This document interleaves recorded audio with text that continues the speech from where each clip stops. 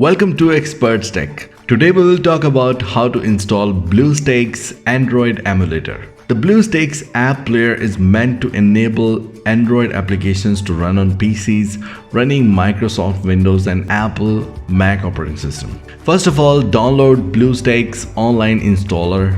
After downloading, go to the downloaded folder and double-click to run the BlueStacks installer file. Click on Install Now. After the installation is completed, click the Launch to run BlueStacks. Click Google Play Store to log in. Click on Sign In.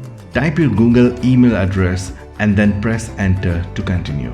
Type the Google account password and then click Next. By signing in, you agree to Google Terms of Services. So click I agree. Click Accept to confirm your selection of these Google Services settings. BlueStacks 4 emulator now ready to use. You can download and install apps and games. Now if you wonder how to uninstall BlueStacks emulator, in the search bar type appwiz.cpl and press enter. Windows programs and features will open. Find the BlueStacks app player in the list of installed programs. Click on it and then click uninstall. On the option, please tell us why you choose to uninstall BlueStacks. Click the uninstall button. Click on uninstall again. BlueStacks uninstalled successfully.